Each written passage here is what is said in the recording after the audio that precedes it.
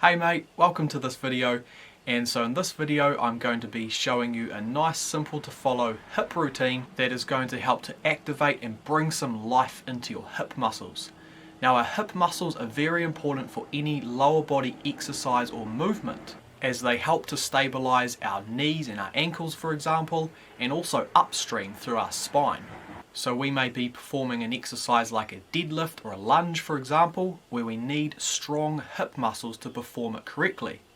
Sometimes if we cannot activate these muscles and create a good communication through the muscles, then other areas of the body will compensate and we'll start to get things like lower back or knee pain. This is also just as important in more dynamic movements like running, jumping or balancing, where we are swapping from one leg to the other, so we need strong, stable hips to keep our body in alignment and keep it strong and safe long term. So I'm going to be taking you through a very simple 4 exercise routine, and I'm going to show you different progressions to cater to different levels of strength and ability. So all you'll need is one of these booty bands here.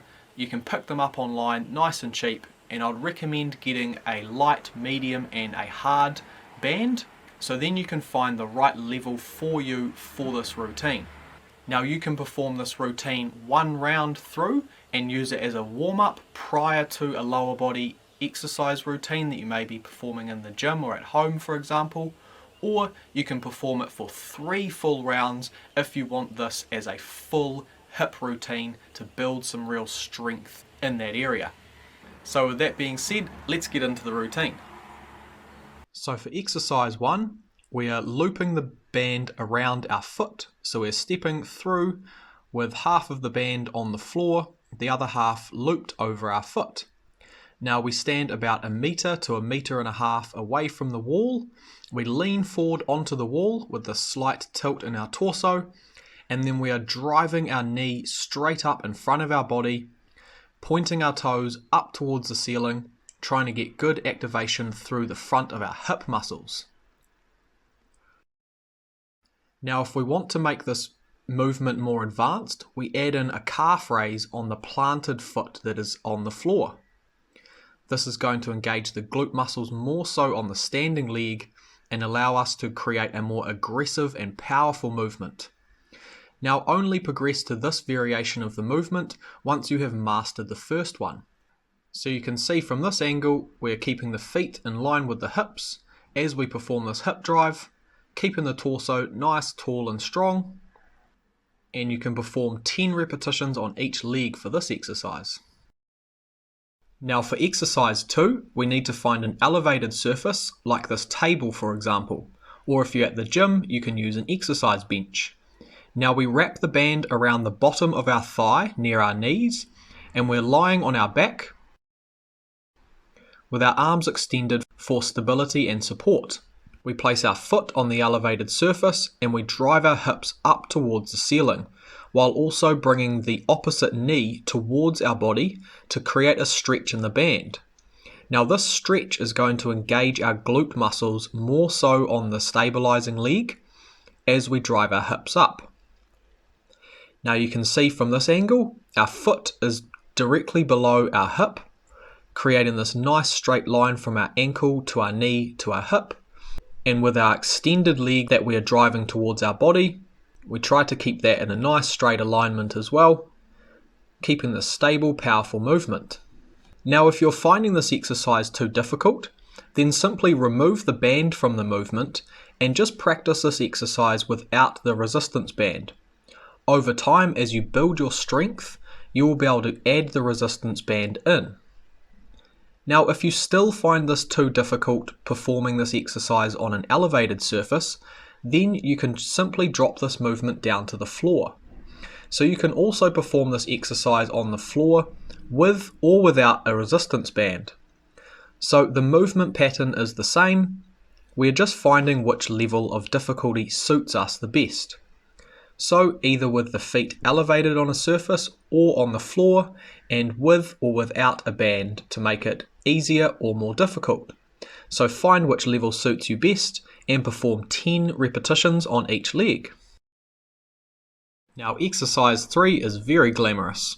So we're lying on our side with our hand on our head for support, our feet touch together, and we're simply moving our knee out away from the other leg as far as we can to activate the glute muscles.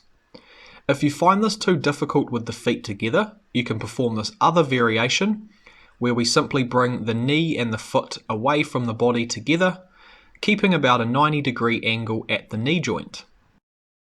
So find which variation of those two movements suits your current strength level the best and perform about 10 to 15 repetitions on each side. Now for exercise 4, we're getting down into this deep resting squat position and we place our arms on the inside of our knees with our hands clasped together. Now what we are doing here is we are pushing our knees in as hard as we can against our arms, and with our arms we're pushing out against them to meet the force.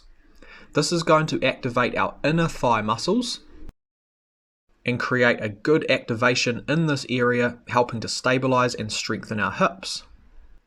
Now for a lot of people, this resting squat position is quite hard to achieve.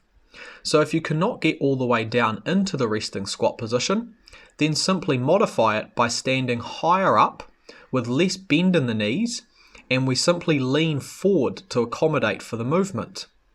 So we're still applying the same pressure, pushing out with our hands and pushing in with our knees.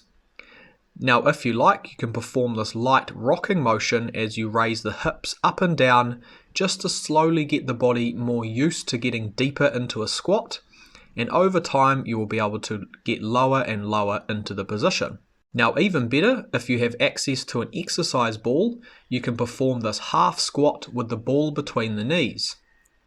So holding this half squat position, we push our knees in and try and squish the ball as hard as we can to activate those inner thigh muscles, keeping the torso tall and strong. And if you like, you can even rest up against a wall while performing this squat position.